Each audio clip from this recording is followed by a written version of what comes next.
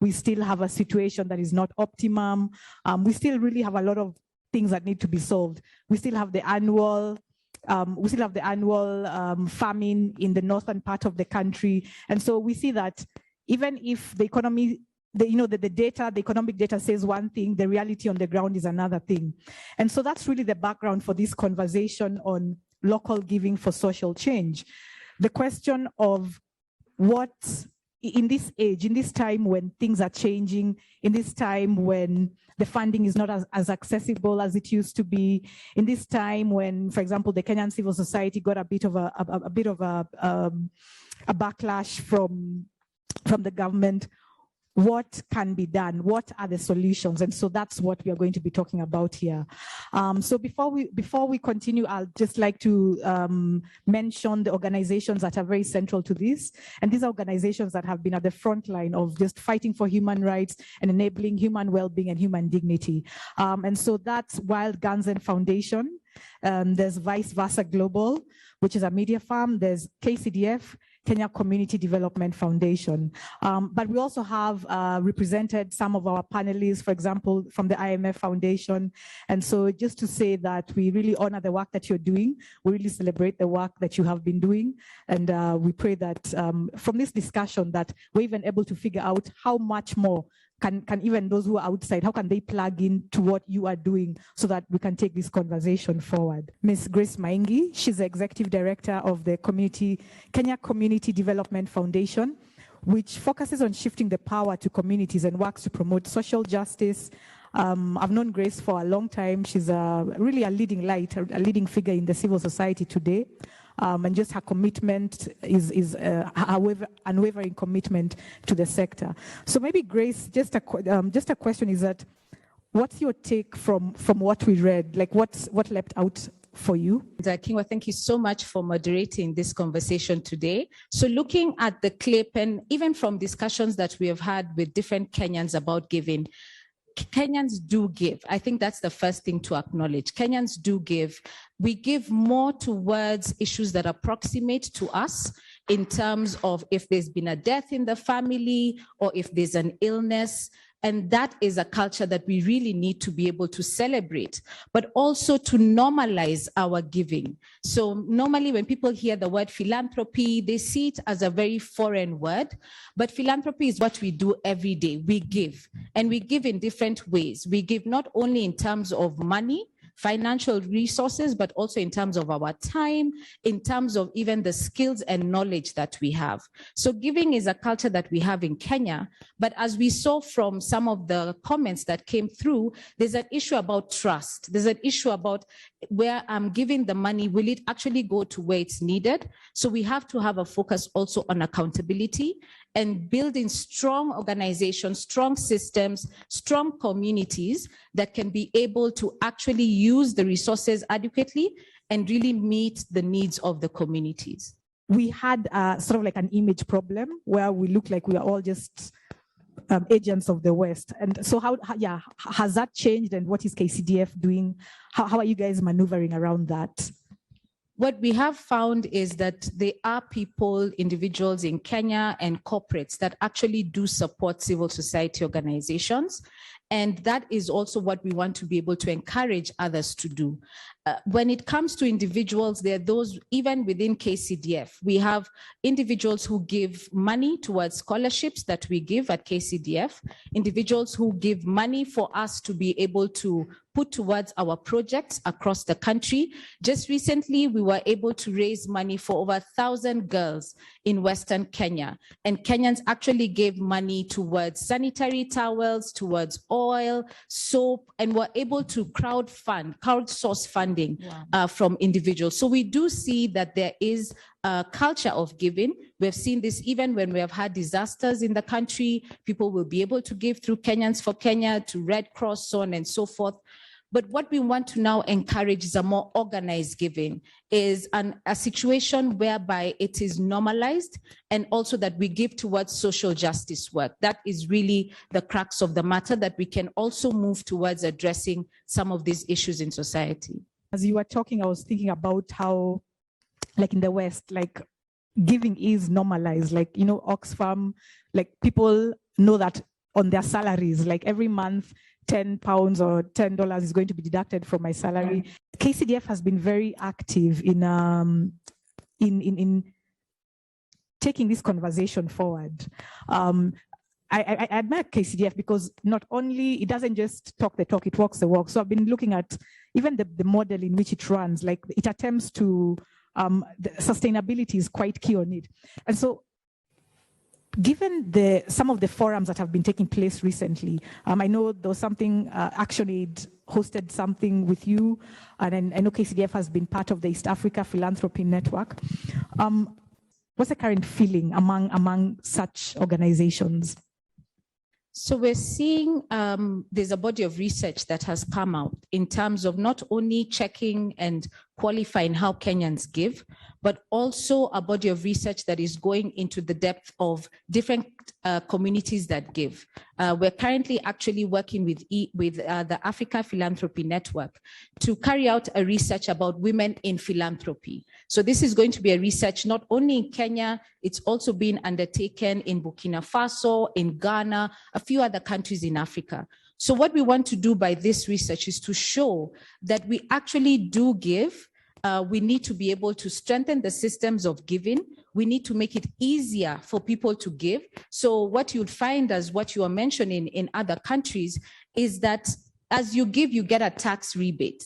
So what that simply means is that if you give, for instance, $100, the government will not tax you, let's say $10. You'll get $10 not being taxed out of that money. And that encourages people to give. And so that's also what we're looking to see, that we can actually be able to grow that culture in Kenya, have systems whereby people are incentivized to giving and not giving because there's no money in government towards development, but recognizing in terms of sustainability, the more that we're able to work in tandem with government, the better that we're able to address the challenges that we have as society. Those are good points. And as a lawyer, you might have some understanding of, is there that rebate for corporate organizations that if they give, is there a percentage, like, I don't know, is their tax affected? So in Kenya, we do have organizations that are able, because of their charitable nature, to get a tax exemption certificate. But there are challenges in terms of how you can actually justify that to the Kenya Revenue Authority and to be able to then get the tax exemption certificate.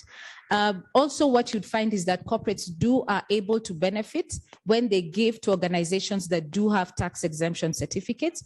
But like I said, it's difficult then for us to cross over that individuals can also benefit. So if they give to KCDF, that they're able to also then have, a tax relief. That's something that we really want to encourage in this country. We're going to now come to a very special gentleman, Dr. Seth Chandu. He's a retired medical doctor and he's a philanthropist, and he's spent a lot of his life really just nurturing the philosophy of giving and just carrying the philosophy of giving and making sure that it's something that he's not just talking about, but he's living.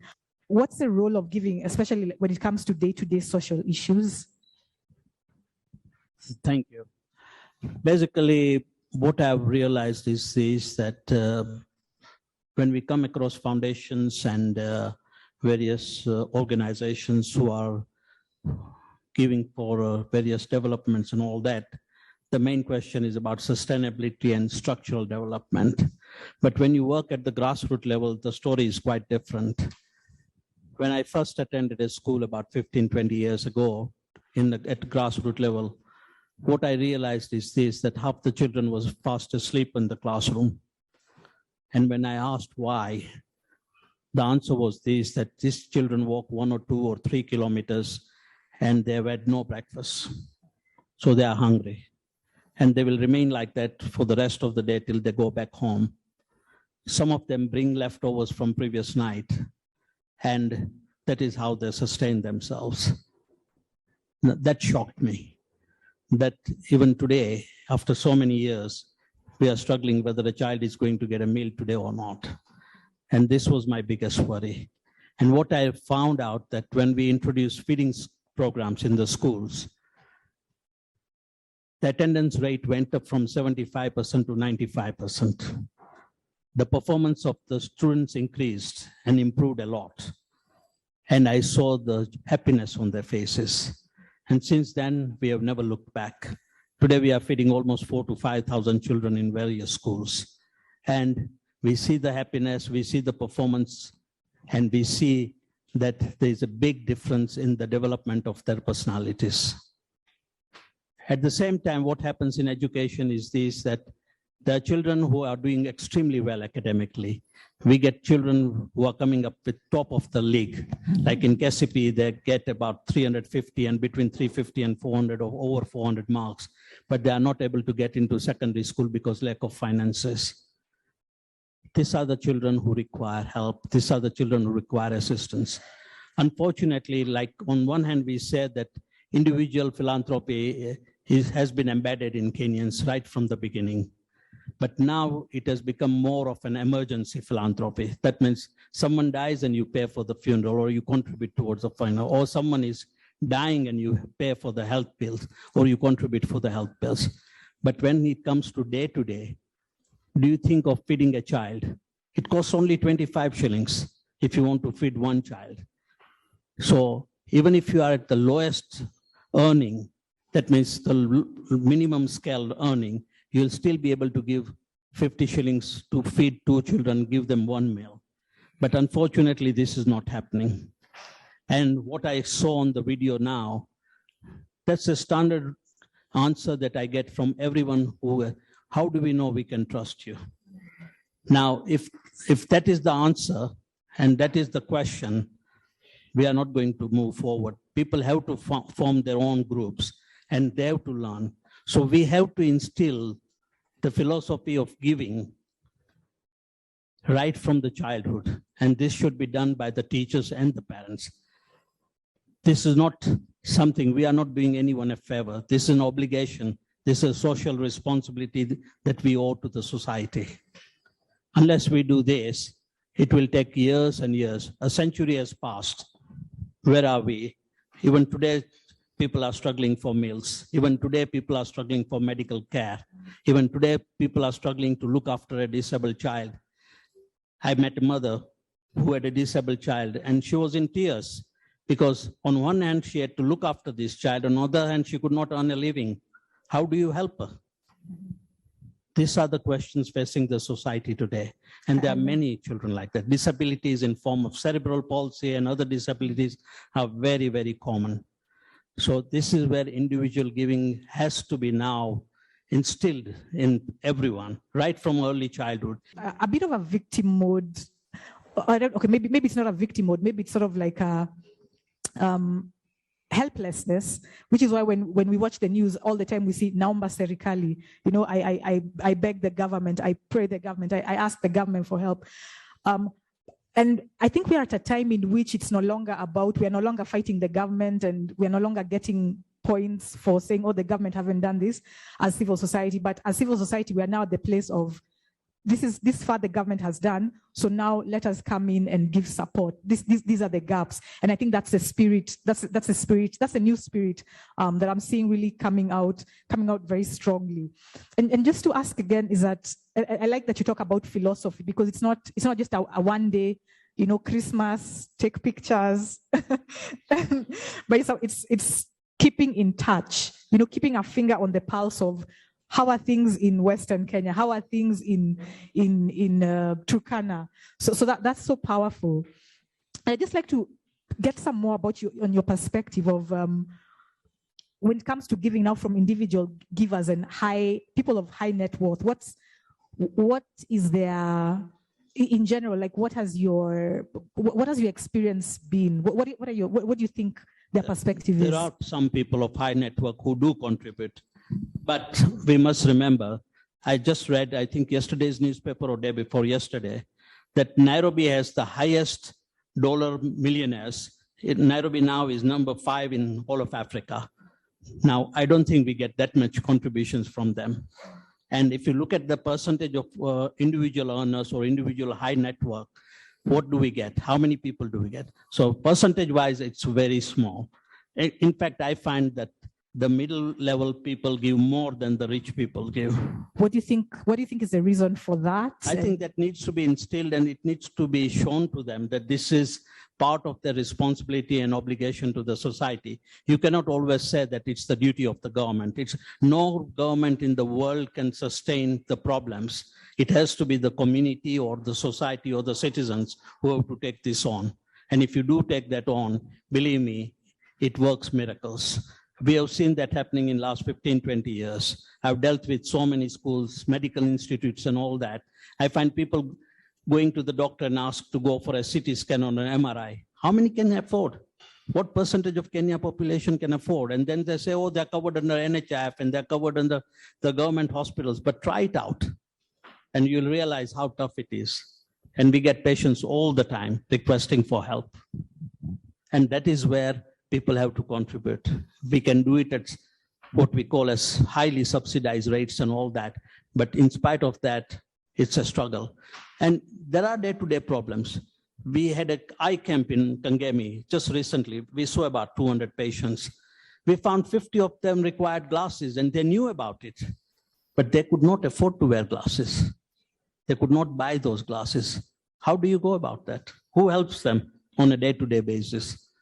And this is where we all come in. We all have to join hands and help these people. Some years back, I did a program with the Go Down Arts Center, and later on I had that they were actually calling up people to find out, to literally ask for money. And so sometimes I wonder if people would be given if there literally was like a campaign, because this culture change, and culture change has to be people with a certain mindset, and the mindset that we have of, oh, it's all corruption, nothing will change, that maybe there's need to, really poke them. And what do you think? How do you think is the best way to change mindsets when it comes to giving? Well, people have doubts, and I agree with them that because of the dishonesty and the corruption that has gone on, it has changed people's mindset. But at the same time, there are projects which are going very well, which are doing extremely well. And we cannot close our minds to that. And secondly, if you are a donor, you are entitled to an answer. So you have to establish trust. If I build a classroom, and if the donor of that classroom is very happy with what I've done, when I do the second project, he's bound to give me. He's not going to ask questions anymore. But we have to give the results. We have to show the results. If you want to show them how the children are being fed, take them there anytime. Take an impromptu visit. And one thing very important that everyone has to remember is this, that charity does not mean compromise on quality. I go and eat with these children in any school just to make sure that the quality of food is good and they are getting a balanced diet. These are the important issues which people have to look into. Everyone can give. You can share.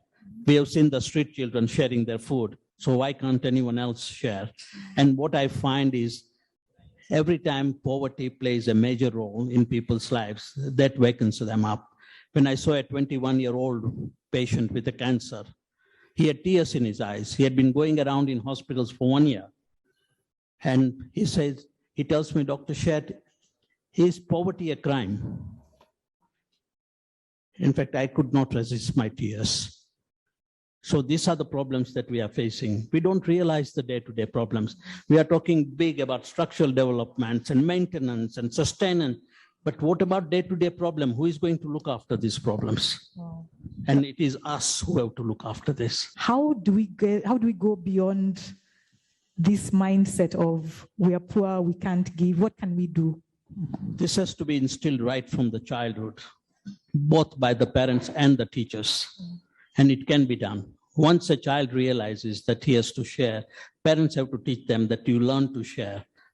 It will happen. It may take some years. Right now, there was a project going, not in Kenya, in another country where I was part of it, where everyone gets their lunchbox when they go to work, all the employees. What country was that? I'm seeing people with passports. They take their lunchbox with them. So they were requested that, can you share your food? Rather than eating and then throwing away the rest of it. So they were advised to share 25% of their food and get all that food together for the people who could not afford a meal. And it's working like a miracle. hundreds of people are eating. That's really powerful. That's really powerful. Thank you for that. And what about for you, Grace? Culture change, what do we need to do? I think it's important, as Dr. Chandu has said, for us to open our eyes to what is happening in society. We need to be more in touch and in tune with what we're seeing happening day-to-day lives, the challenges that people have. We can't bury our heads in the sand, regardless of where we are as a country or even as Africa as a continent. And I think it's very important, even as we do that, and adding on to what Dr. Chandra said in terms of starting at a very young age, even for us wherever we are, simple things like he's saying, the culture of sharing. It's within even our African culture that we share, that the community was there to support in nurturing a family, nurturing a child. And so we need to be able to go that way, but also to change our mindset. It's important for us to start from where we are. We are already giving in terms of the proximate needs, but how can we now elevate that? And giving, like I said, is not only in terms of financial, but also with what we have in our hands. If, for instance, we work in a market, and we can see that the market, there's been a lot of pollution, or people have been dropping papers or dropping plastic bottles, we can come together as a community. So I think it's us just being conscious of what each and every person is going through, but also seeing the needs within the community and recognizing that we all have something to contribute. That's powerful, because you're talking about responsibility.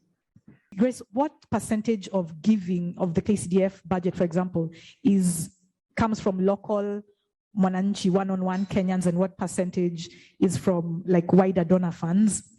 So at KCDF, currently 80% of our resources comes from outside Kenya, but 20% comes actually from local sources. I think it's important to add, even in terms of the other questions that you asked, for us as KCDF, even as staff members, we do give because we believe in the cause of the work that we do at KCDF. So we do contribute to KCDF's work through a payroll giving system. It's completely voluntary, and it's actually designed in such a way that it's not known, but staff are able to give to the organization. We've seen this with other foundations that are actually being able to do the same, whereby the staff actually give towards the work of the organization.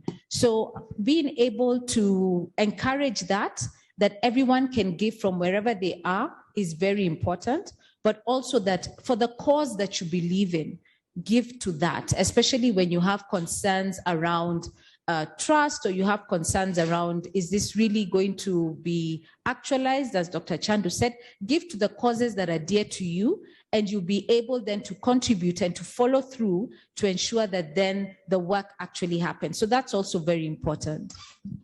Just one more thing I would like to add. KCDF is a unique organization, and of course, I'm very proud of it. But unfortunately, that does not happen with all the organizations. And secondly, when we are talking, there are a lot of misconceptions that, the education is completely free. Medical is completely free. But I find children even now not going to school. And when I talk to the parents, they say, okay, there are no fees, but there are so many extras that we are supposed to pay, and we don't have that money. They started a small school for about 150 children.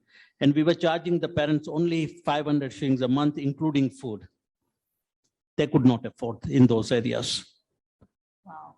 They would either come and give us 50 shillings or 100 shillings, and we know that they are poor. So that is the problem. Then you get a 9-year-old coming to standard 1, or 10-year-old coming to standard 1. But we feel that at least they'll be able to read and write by the time whatever they complete. So this is the situation. Even in the medical, we say medical is free, go for NHIF, go to the hospitals. But how many of you are able to complete that?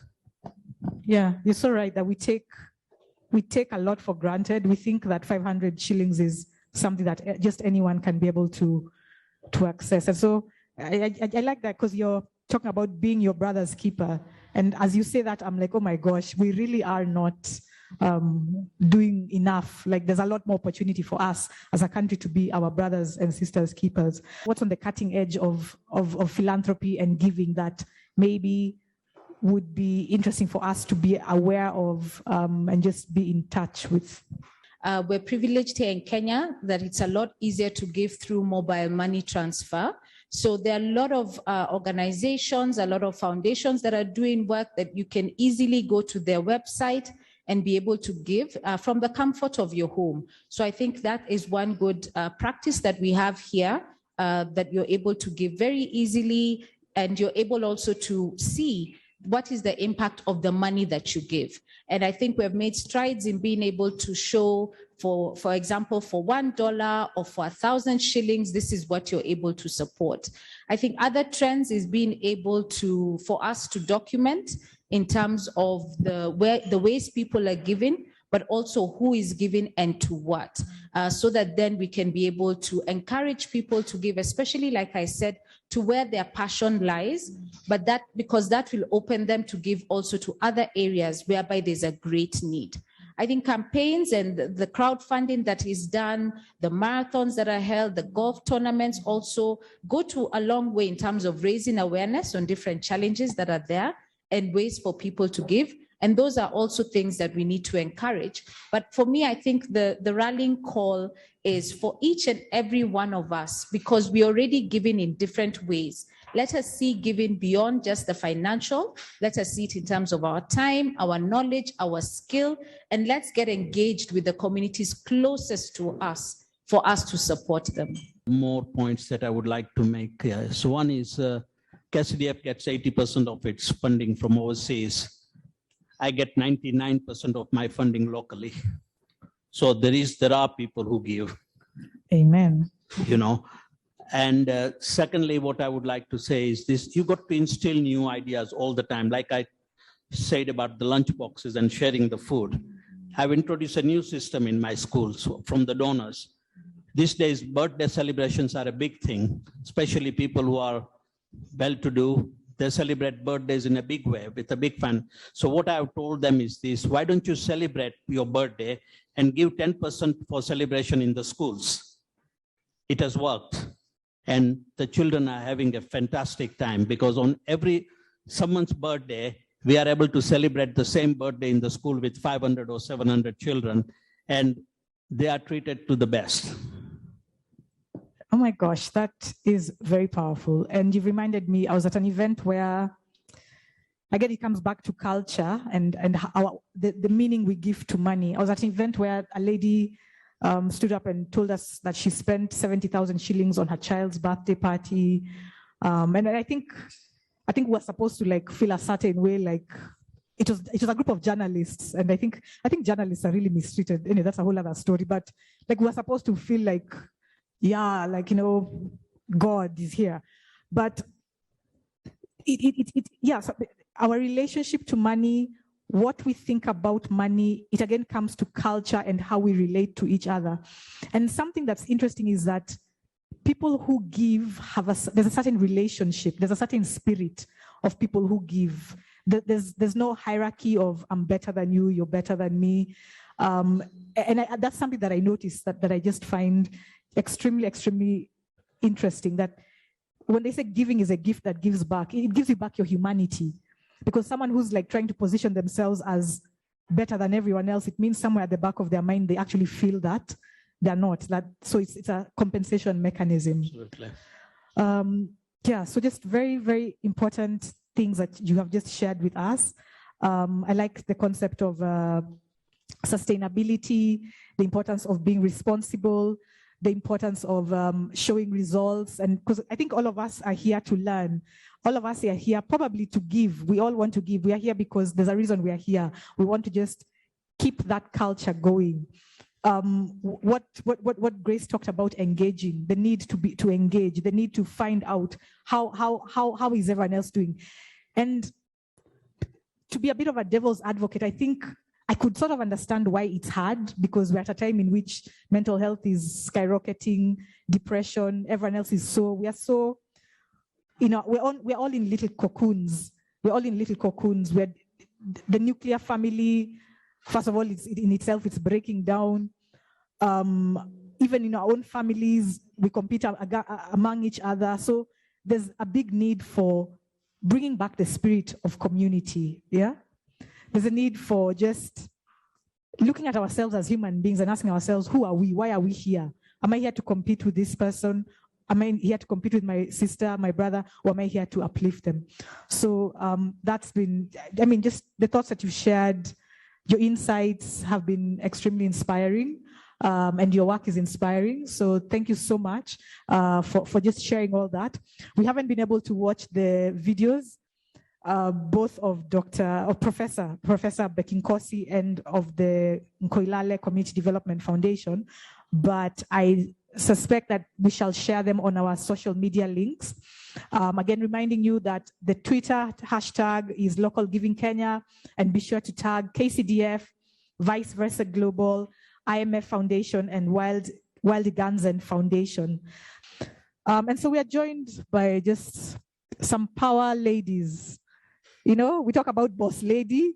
Over here, we have not just boss lady, we have boss ladies and power ladies. I'll just very quickly introduce them. We have with us Maureen Akinyi Odongo. She is the founder of iChild Africa. And Maureen has vast experience in field research. She's enthusiastic about community development and loves working with children. She's a girl child advocate and a STEM champion. So mnajua STEM? So you know STEM? You'll ask if you don't know what STEM is.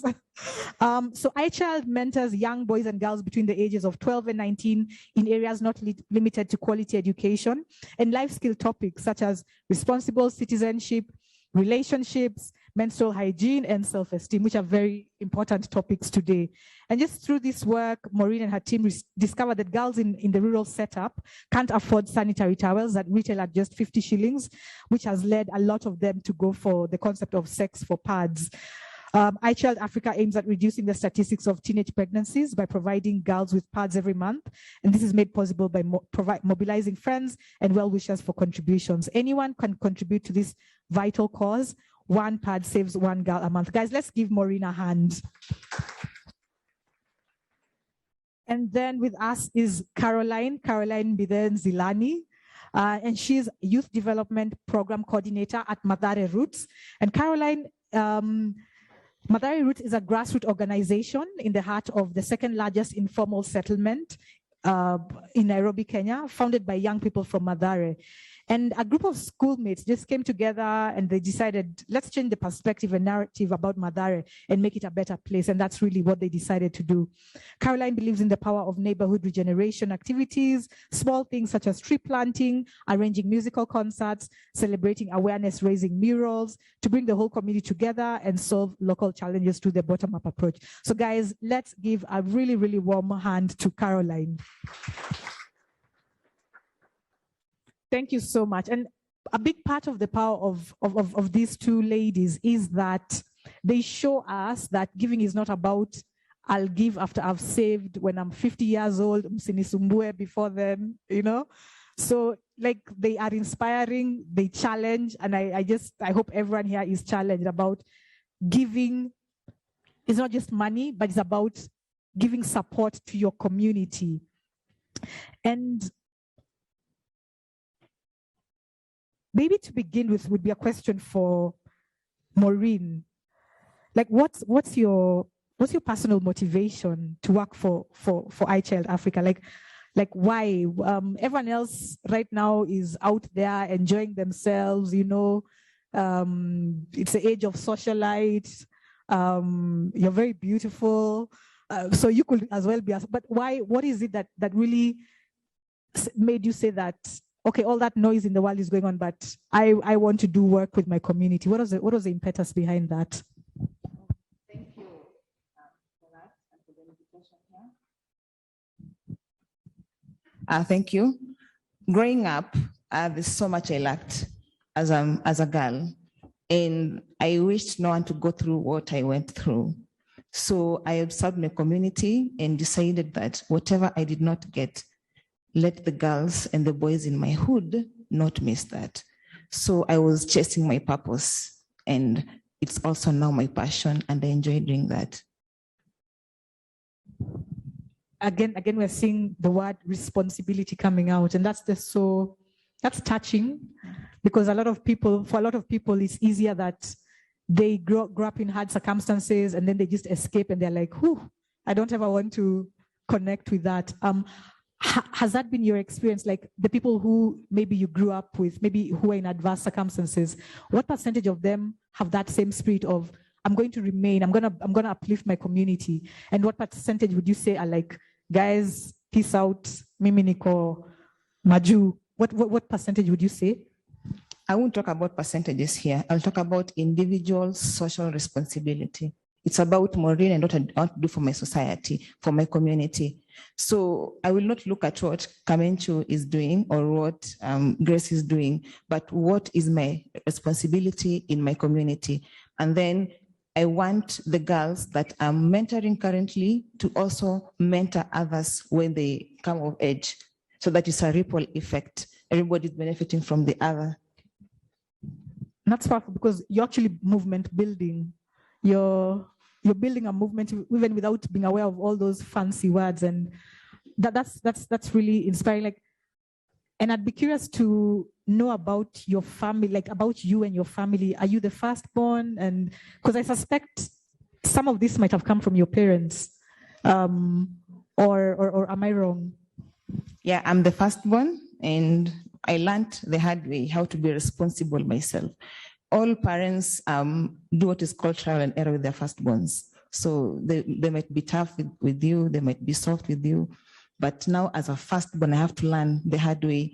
And now I'm going to be a mother, or I'm a mother to many girls and boys as a firstborn. Yeah. Wow. Just very, very powerful. And what about for you, Caroline? What was the inspiration for you to work with these causes and initiatives that you undertake with Mathare Roots? Because one could say it's a thankless task. One could say you'd rather be out there hustling, man for himself, God for us. But what made you say that, no, this is what I'm going to do? People can laugh at me or can say I'm doing amazing work or not. Yeah, what was your experience? What was your motivation? Thank you so much, Kingwa, and for giving me also this platform. So I grew up in Mathare, and you all know Mathare is the second largest slum in Kenya. And there are so many challenges, from gender-based violence to seeing girls getting pregnant at an early age. So those were the challenges that pushed me to joining an organization and wanting to change the narrative that is existence here. Out of the people that you grew up with, and I'm sort of like taking the temperature in terms of trying to understand how many people remain and how many people sort of just leave. Like, how,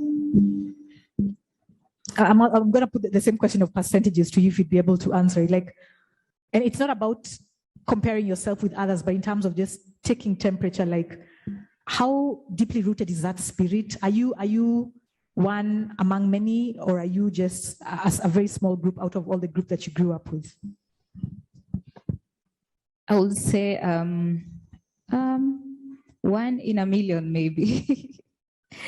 But yeah, I believe right now young people are starting to see the challenges and also are waking up and trying to join a different organization or forming their own organization to see that there is change in our communities. Thanks, Caroline. You know, one of the reasons that I have so much respect for you is because you are,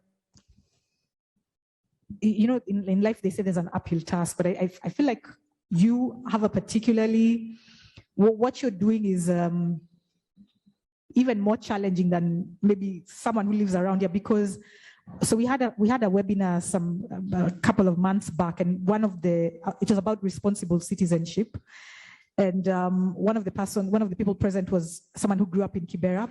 Well, he later became like pretty big in civil society, but he pushed the question back at me. He's like, why are you expecting people to be responsible citizens when the only reality of their life is a government that exploits them, that kills their colleagues, the young men in the community, extrajudicial killings, that does not provide anything for them in terms of water, in terms of electricity.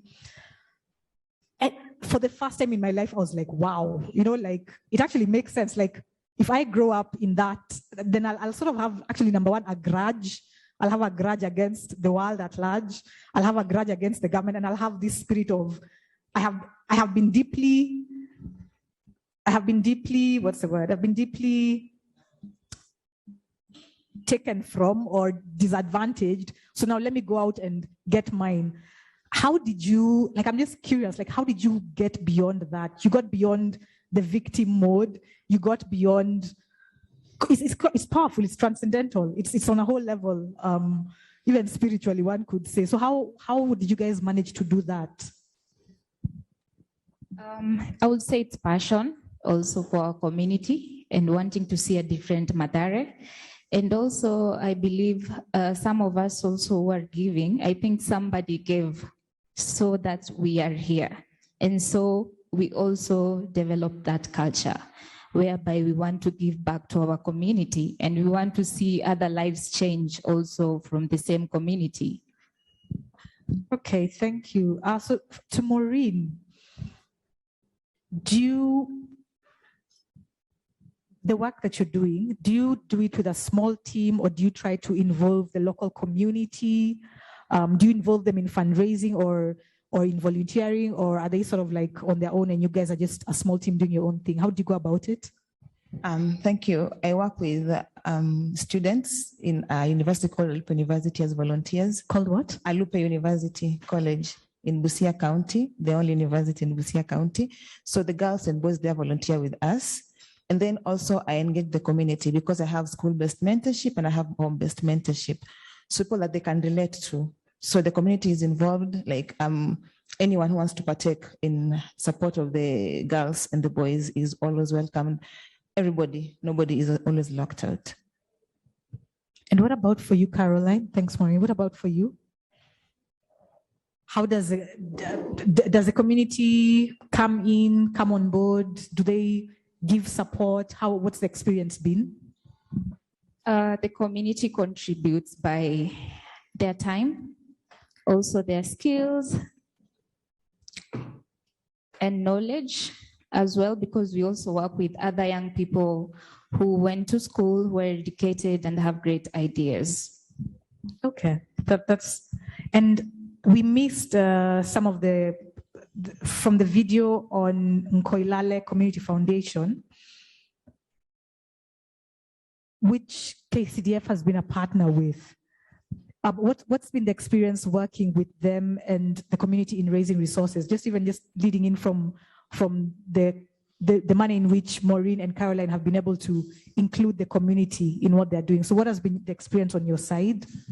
I think it's very powerful what Caroline and Maureen are doing, because they're not only giving of their time, they're giving of their skills, and I even know of their own money. And so being able to see and learn from the pain that you've had, growing up, and giving back is very, very important. And it's there where there's a great need where you tap in that is very, very important. So even with Nkoilale that we have been working with, this is a community foundation in Narok, close to the Masai Mara. They've been able to assess the needs within the community and be able to see which are the most pertinent needs that if we address them, we'll be able to change people's lives significantly. So they've been able to set up various projects. And this is a testament to how diverse community is. So they have not only worked in the area of education, they've worked in the area of livelihoods, they're working in the area of environmental conservation, because we recognize, and even from Maureen and Caroline's work, that even as there's a particular need, sometimes you also see other needs that come from the community. So when you work with community foundations, you're able to then address a myriad of issues. you're able to open different pathways for more support for the work to happen. And so that has been our experience with them. We've walked alongside them. We've been able to see where they need some support. We as KCDF have also learned a lot from them. So it's not a one-way street. That's so interesting. Such as what? We've been able to learn that it's important to listen to communities and to understand where the diversity is coming from and what resources they have. So even as we would bring financial resources, the community are able to bring skills, they're able to bring their time as well. And when I talk about skills, for instance, at Nkoilale, they have been able to use the locally available materials to develop soap. The women make soap that they're able to sell to lodges at the Masai Mara. So those skills that they've been able to tap into, the time that the women give to be able to undertake that they can then get an income that goes further to improve the lives within the communities. We've been able to see the power of a small idea being birthed into a great idea, and being able to see how do you really ensure that you tap into the various expertise that is there. And it's important not to take one solution from Narok, the exact same solution, and parachute it into Kilifi, for example. Being able to understand the nuances of communities. That's what they've taught us as KCDF. I just love to see when big organizations are learning, because we have this, there has been this stereotype of parachuting and saying, we are telling you to do this, listen to us. And there's been very funny outcomes, even in some, the development studies sector has shown like some very strange outcomes when that happens. So that's interesting. And I like that you talked about resource, because resource is everywhere. But when the mindset is not present, a group of people will think that they're only in poverty. So that's very powerful, what you're talking about, resources like that, and working with them from where they are. And the thing of what do we have with us? So I just really like that. So back to Caroline and Maureen, it's a question of what challenges have you faced along the way in your work? And actually also, Grace, I'd love to hear from you. So maybe we could go from Caroline and then come to this. So what challenges have you encountered? And maybe what support might you think, like if someone here has a skill or something, what is it that you'd appreciate in terms of support? I would say one of the challenges is resources, because most of these organizations are not stable. Some of them are upcoming, and we lack people who want to maybe come and invest in us or invest in our ideas or in our innovation, because there are some organizations that are doing innovative work, but they lack. And also lack of recognition, because we are grassroots organizations, and when we apply for funds, sometimes you cannot single-handedly be given that, because you're not recognized up there. So you need to partner up with other organizations or affiliate with other organizations for you to have or to be recognized. All right. I think for us, one challenge that I think cuts across for very many organizations working in this sector is how can we improve the environment? How can we have a more enabling environment whereby it's easier for organizations to register, to be able to work where they are. It's easier for them to access resources and support, not only from county government, but from national government.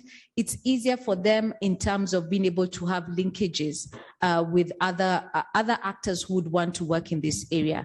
So the enabling environment is very, very key for that to thrive, because that will also contribute to accountability.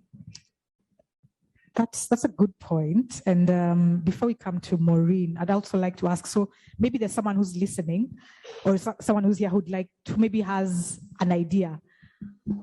They want to do something in the community. How do they start? Like someone who's just has not even put much thought to it. What do they need to do?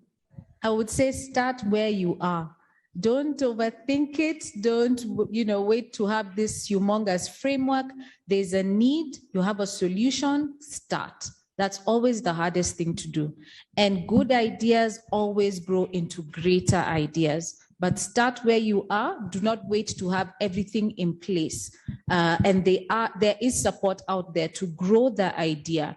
We don't all want to be, national organizations. Some of us want to be community-based organizations. But the most important thing is start where you are. Get people around you who support your work and who will also inspire you in the work that you're doing. Thank you, Grace. And as you're speaking, I was just thinking that there's so much resource in this country in terms of human resource. So many retirees just at home, doing nothing. I think of my parents. Community work is what has sort of like kept them going. But so many unemployed people, community work.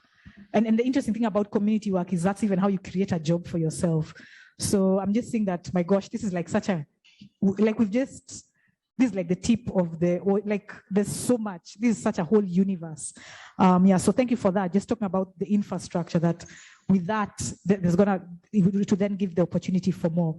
And so what about for you, Maureen, in terms of challenges that you faced and what sort of support you would appreciate if anyone may have? Thank you. Like I will tell you for free, I told an African myself, have supported about 10,000 girls.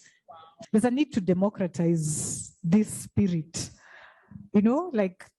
Everyone needs to be able to do it. Everyone needs to feel empowered. So we're very honored to have you with us as leaders, showing us the way forward, because it's these efforts that keep humanity alive, that keep humanity awake. And we're at a time in which humanity is at almost like in a coma. So just to say that we appreciate you and we honor you for your work. We're very happy to have with us Mr. Gatere. Mr. Gatere is the head of I&M Foundation, and he has vast experience in managing corporate philanthropic networks, leading sustainable development projects in different organizations from various geographies in Africa. As a strategic planner who clearly connects purpose to action with passion to shape and optimize opportunities, James has worked with not-for-profit organizations and led diverse teams in multiple country projects. His experience includes program implementation, networking and collaboration, resource mobilization, and knowledge management. He holds a BSc mathematics degree from the University of Nairobi and has various qualifications in project management, people management, and accounting, and he is a certified mediator. You could just give us a brief overview of the IMF Foundation, when it began, what it does, who you give money to, because I'm sure a lot of people here might be interested in partnering, collaborating. Yeah, so maybe just a background of the IMF Foundation. Okay, thank you very much. I&M Foundation.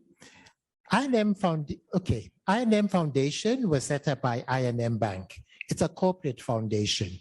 And when we think about it as a corporate foundation, I&M Bank had been involved in CSR work for a period of time, but it wanted to change. It wanted to be more focused. It wanted to see communities transformed. And as they moved from a CSR work to actually seeing communities transformed, they set up the foundation about 3 years ago. And the foundation was set up with 4 areas of focus. The first one being environmental conservation. And it was noted that very few people work in the whole area of environment. The second area was education and skills development. The third area was enabling giving. And the fourth area is economic empowerment. Those are the 4 areas that the foundation focuses on. The foundation works through implementing partners to reach the most vulnerable communities in Kenya.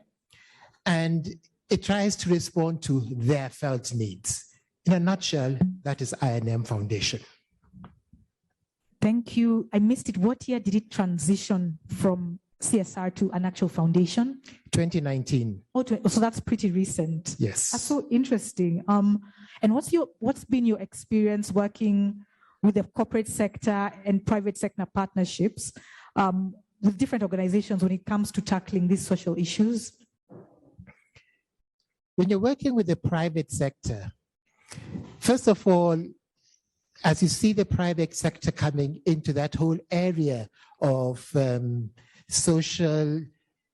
in the social field, they're coming from a different mindset. But that mindset is a very rich mindset that they can come into the field. One, you realize that the private sector comes into the field with a whole mindset of accountability, a whole mindset of performance indicators. They want to see what are your indicators of success. They want to see what kind of an impact are you going to have in the ground. Remember, they've been pushed into a field that they're not too familiar with. The whole element, which is very, very common in the social field of trust, they look at risk, they look at numbers, they calculate it. And telling them just to trust people is a hard thing. So you need to warm them up to that whole field about learning how to trust. They need to feel that they're dealing with people who have their structures in place and can do the different things. When they feel that is not clear, they hesitate. So that's a different ball game is out there. But I have to say that more and more of them are waking up to that call that they need to play in this field. Indeed, and I see, so the aspect of accountability, performance indicators, impact, and it's so interesting how there's a disruption happening because civil society has not been very famous for accountability, for performance indicators. Grace can correct me if I'm wrong. Grab the mic fast enough to correct you. I think civil society has actually a long history of working through log frames and frameworks, and that has actually been a backlash towards civil society, that we have gone too much into log frames and frameworks that we are not in contact and in touch with the community. So sorry, I had to interrupt you before my civil society friends wonder what has happened to me, just to correct that mindset. Yeah. Okay. And I want us to hold that mindset because, you know, about the elephant in the room, that there's a certain perception we have, and I'm part of civil society, so I'm also, there's a perception that we've had for a long time of mainstream civil society as just, to use very rude language, just eating big money and driving big cars. And so what, thank you for just coming in to correct. And possibly part of the journey is that there needs to be an image, not a makeover, but something needs to be addressed on that. And James, what you're saying is that, what I'm seeing rather, is that I'm seeing that there's almost a newer way of approaching. Although, yes, Grace is saying that it has always been that way, but so this is my bias. I apologize for my bias. And James, you also talk about trust, you talk about risk, and you talk about structures, which we had also addressed earlier. How more, because one of the challenges that has also been talked about has been sustainability.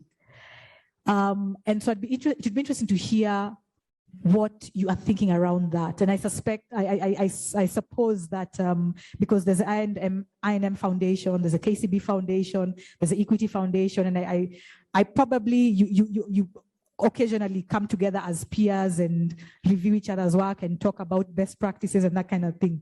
So what has been your thinking around switching from charity to investing in long-term structural change when it comes to giving for good? Thank you very much. Where do I want to begin? First, as Grace brought up the whole area of log frames and sometimes concentrating on that more than actually going down to the ground. But the thing that I want to bring up is the how to. The how, I would want to capture simple things. For example, are you able to show that you're doing what you said you're going to do? A simple question like that. You've just had some two lovely ladies here talking about what they're doing. And the question is, how do you capture that and show this is what I am doing so that we can get the story? Second, how do I feel that it's not just an urge of the moment because you had nothing better to do? Because I need to feel that you are able to do it for those 3 years, 5 years, 10 years. And when many times you hear people asking, do you have that experience? They want to see whether you have that staying power.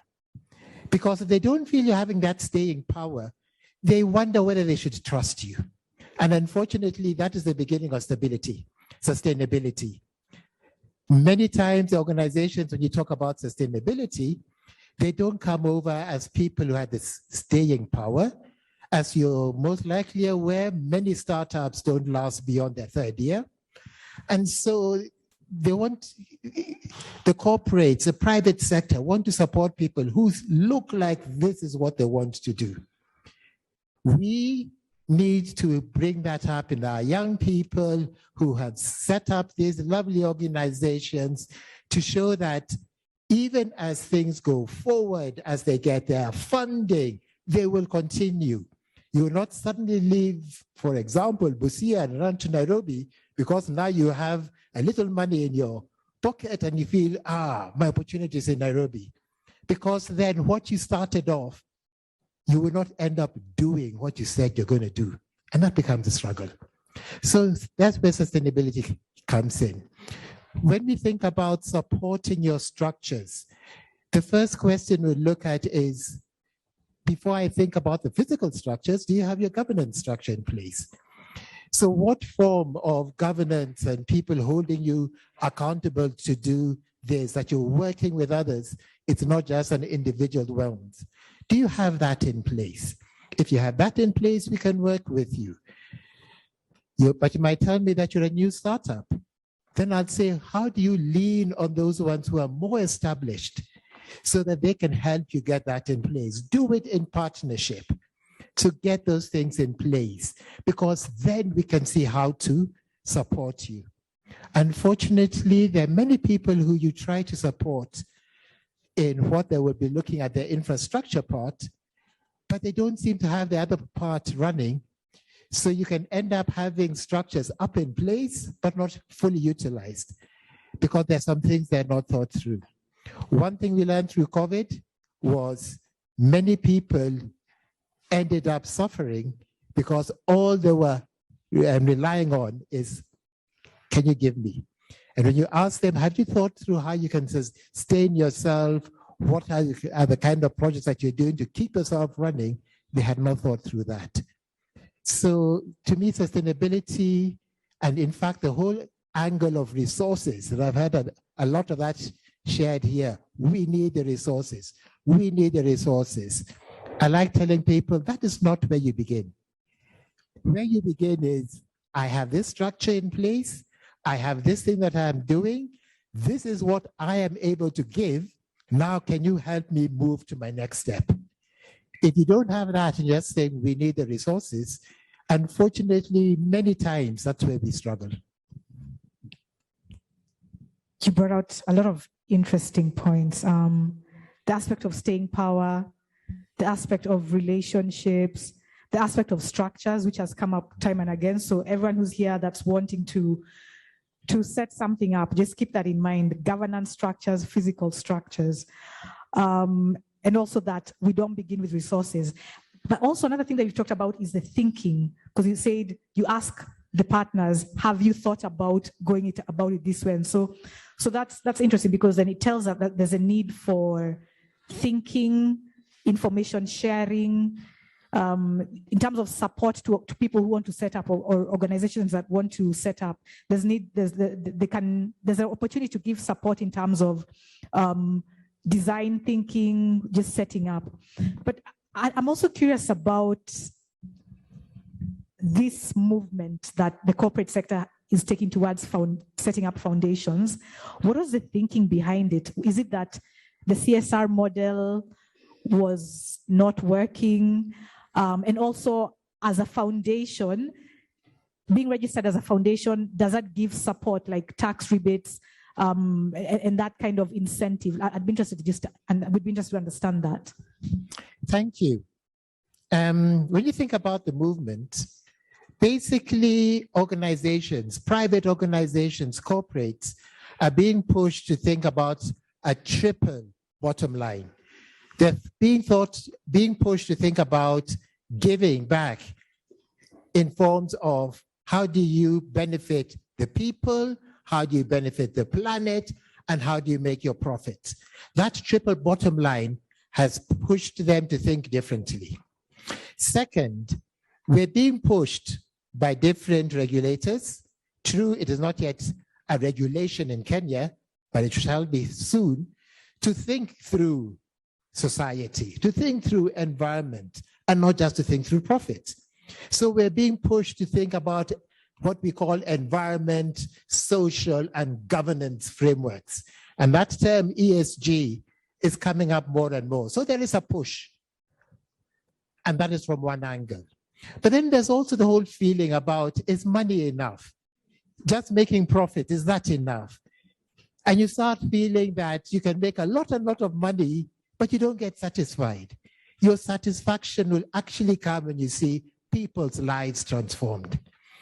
And so there is a push by people who are just feeling just making the money is not good enough.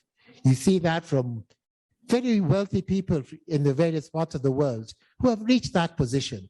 And they're feeling, no, just making the money is not enough. I need to transform society. So all this is a push. And so when we're thinking about this push and trying to move away from what CSR looked at, CSR was very much a PR. It was something good. I'd shake hands, you'd see a big fat check. My pictures would be in somewhere. You'll put a caption somewhere of how I donated 1, 2, 3. But now if you actually want to see a transformation happening in the communities, you want to see a revolution happening in the communities, the approach needs to be different. And that is where you're seeing people are pushing through foundations, because their approach now is seeing transformation happening in the communities. Thank you. I love the word transformation. And it's so interesting to hear it coming from the corporate sector. It's like, wow, that's very interesting. And we're going to come back to, I'll also loop Grace into the question of her own experience and insights in terms of working with the corporate sector. But before I do that, I'm going to read a few comments from online. So some comments and questions. So there's a question. There's a reason I'm reading it now. My battery time is 1%. So to INM, what is the appreciation and recognition to community structures that have been functional? Must we change how communities work? There's another comment from the audience. It's a question. I joined KCDF local fundraising and mobilizing support way back in 2019, but I did not complete the program due to finances. Is it possible to complete it now that we're able to raise the training and mentorship fee? Another question is, my question is related to when you start an organization to a cause to assist a community somewhere. I think Grace might have answered that. A question to Grace, many people, including Kenyans, tend to give to causes they're close to, for example, medical aid, school fees, funerals, etc. How best can we tap into this potential to direct people to, say, purchase insurance, contribute to school basket funds? What are some of the support systems available that one can tap into to make a more sustainable giving program? And then the last, not the last question, but a question to Dr. Chandu. In Kenya, we don't have sufficient information about HNWIs. You'll tell me what that is. HNWIs. Yes, good one, thank you. In Kenya, we don't have sufficient information about them, what they give to and what motivates them to give. How best can we tap into high net worth individuals for them to support social justice programs? Another comment and question. Dr. Chandu, it is admirable to see your deep understanding of charity and the need to understand situations from the grassroots level. Question, please. Do philanthropists prefer to support NGOs, institutions that have been existing for a longer period, 5 years plus, or are they generally willing to give newer NGOs a chance? How do we get ourselves on the map? And then when will we shift the power? Actually, we have 3 minutes. Okay, I think there's 3 more comments. So When will we shift the power from African Philanthropy Network to Tandale Community Foundation? Do we trust community-led foundations, or are we holding the power to access resources? That's an interesting question. Another one, should you be political in your approach to philanthropy, considering the political class might somehow, in a way, again, somehow hinder you if they so decide, such that you involve them before beginning and when continuing? Another very interesting question. Two last questions. Many local corporates are inclined to give in-kind donations. While this is admirable, is there a particular reason for that? And is there a way to change that culture? I&M Foundation is a clear example of a corporate who works through other foundations. We have a partnership with them as KCDF, and there are various other corporate foundations that also do that. In terms of, there are those you'd find that work directly in the communities where they want to work, and those that work through other mechanisms, through community foundations or other organizations to reach the community level. And I think that's important to recognize that. It's important to recognize that growth. The things that we can learn from other jurisdictions that also have been able to incentivize and to encourage and to legislate around corporates giving. The culture that is there in India, whereby the legislation actually provides that for organizations, for corporates that earn a particular percentage of profits, a particular percentage, if they earn above a particular amount, my apologies, a particular percentage goes towards investing within the communities. And what was interesting to see in India is that it was a natural progression for corporates to start doing that, because they had already begun giving. So even, as we have corporate foundations giving, being able to see a percentage going towards communities is really admirable. So we do have a lot of corporate foundations working closely, addressing community issues, understanding how communities work, and leveraging on relationships that community foundations and other organizations have in the community. Thank you. Thanks for shedding light on that, Grace. We're going to come back to Dr. Chandu, but just for now, probably the last question to James. I like the fact that you talked about the question, is money enough? Because it again points to what Maureen talked about, which is a question of purpose. And that the fact we are there asking about what is the meaning of life? Is money enough? You die with your bank account full, but an empty heart, and and all that. And for somebody here, for somebody who's listening in, who would like to work to get support, maybe from I&M Foundation, what kind of support do you give? Is it support in terms of resources? Is it support in terms of expertise, like helping them think through the process? So that's sort of two questions.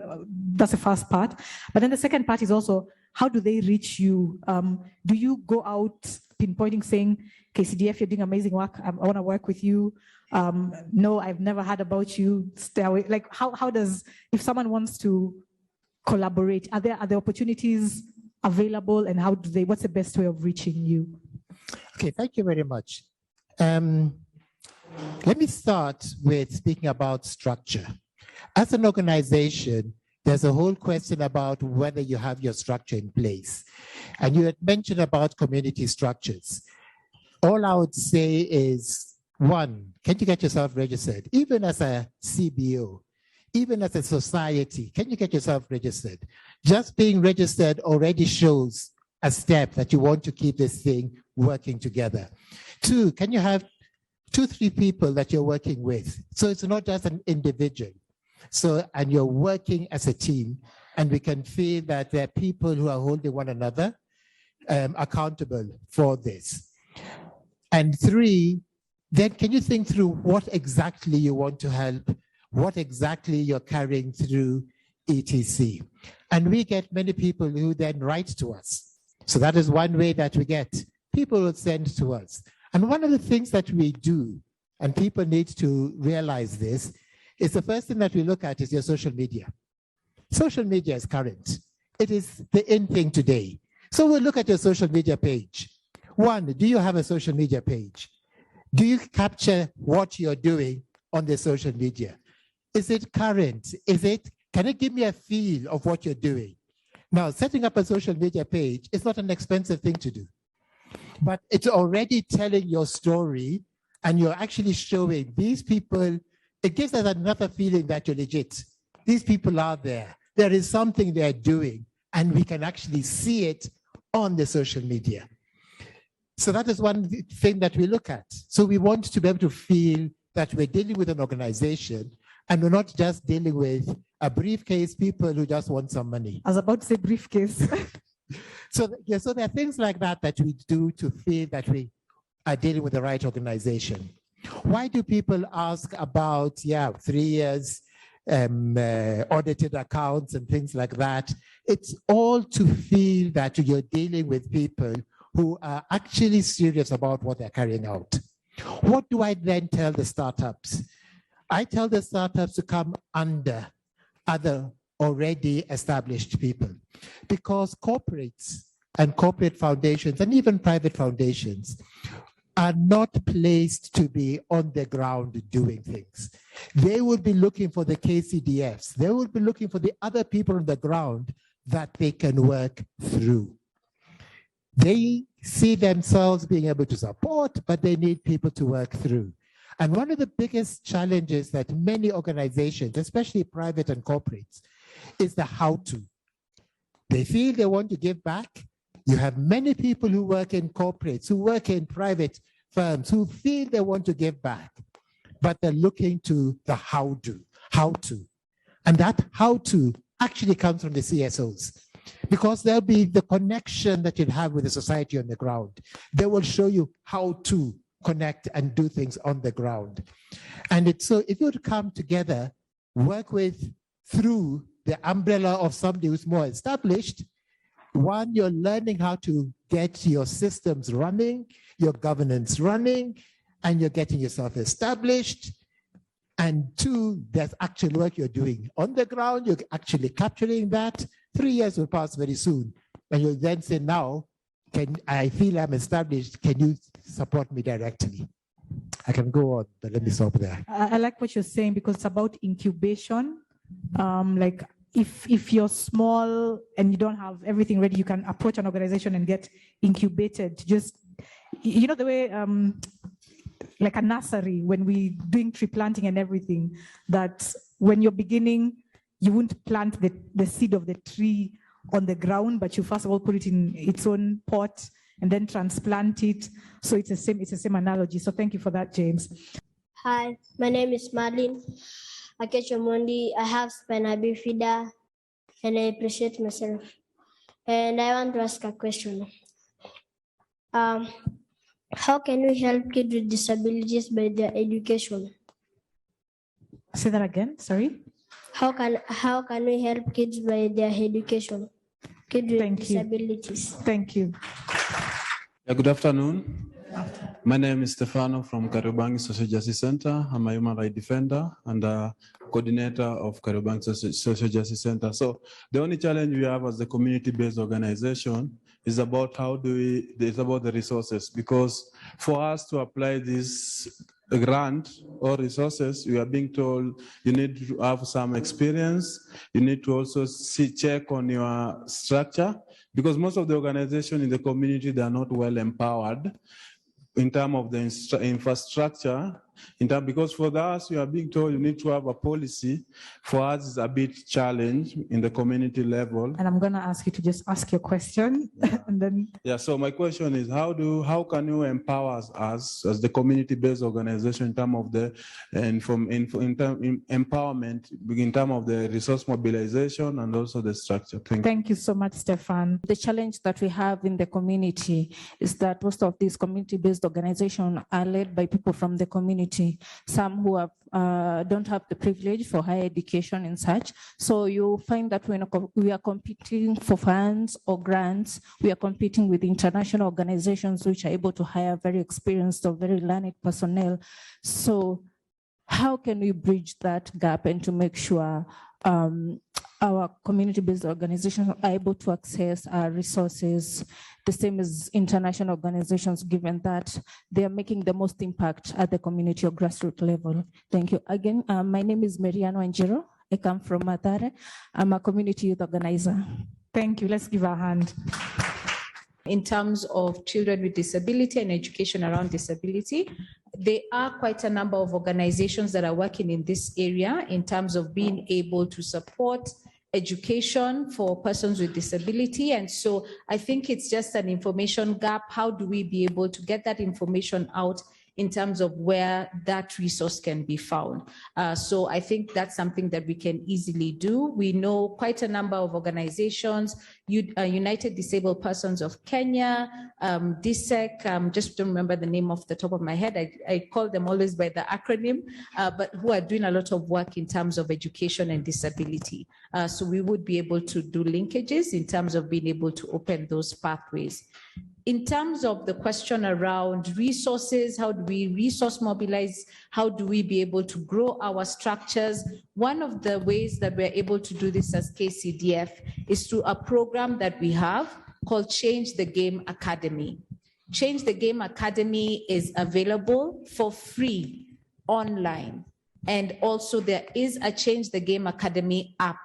So through the app, you're able to download the app, you're able to use it both offline and online, and you have the ability to go through a course, not only in terms of local resource fundraising, but how do you mobilize support? So apart from that, there are other products that are out there. There are other training opportunities that are out there offered by other organizations, but I would invite all to just log on, go to the KCDF website. There's a Change the Game Academy. There's a link, and you're able to access that for free. Now, there's a question that came in through the chat box. There are those who want to have our own one-on-one training, and they want to go a step further in terms of mentorship, and we're able to also offer that. So for that individual who dropped out in 2019, simply get in touch with us at KCDF, and you can join the next cohort for training. That's a paid course because we offer mentorship for 9 months, whereby a trained mentor works with the organization, helps them to raise resources locally, but also how they can engage in civic engagement and mobilizing support. So there are both paid opportunities and there are also unpaid opportunities that are there. I think it's just how do we be able to speak more in terms of getting the information out about the resources that are there. The third issue is with regards to how do we locally grow our own resilience. KCDF has started a hub, a financial resilience hub in partnership with an organization both in Uganda and Tanzania. So this is a hub we're going to be able to provide this resource for organizations to grow their financial resilience. How do you undertake asset building? What kind of structure do you need to have? How are you able to raise resources and grow your sustainability? So that's an ongoing project that we're actually putting the framework together, but that will be a resource that is available in Kenya, Uganda, and Tanzania with support from the Ford Foundation. So I just request anyone who has any interest, just go to www.kcdf.or.ke.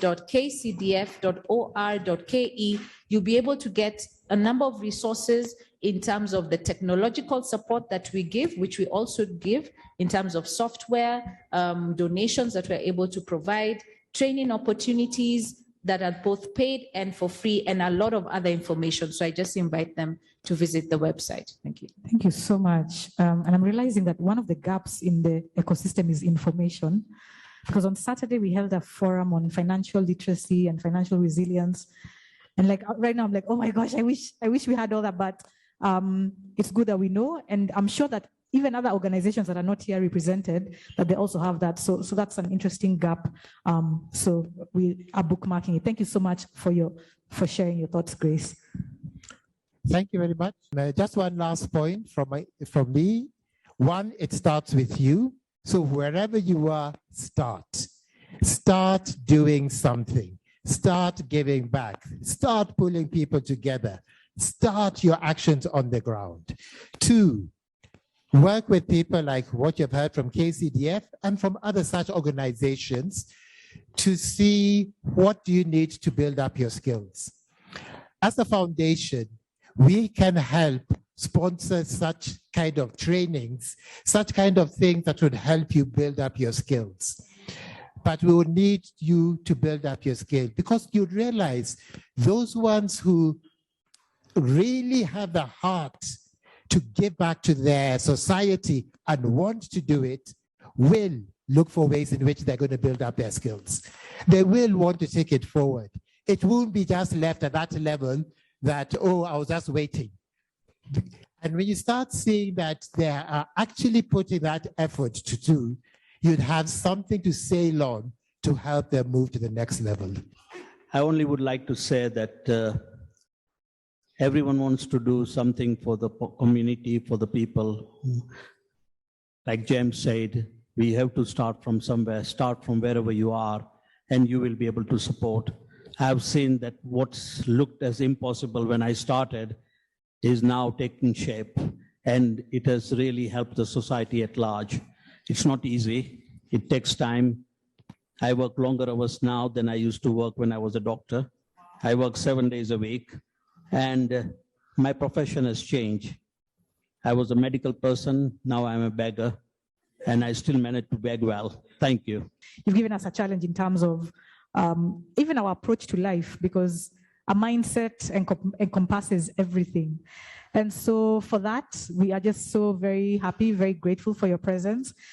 So thank you, our guests, our panelists. We had Maureen Odongo, we had Caroline Bithe, we had James Gatere, we had Grace Maingi, we had Dr. Sheth Chandu. And so audience members, just help me in appreciating them. Let's give them a hand.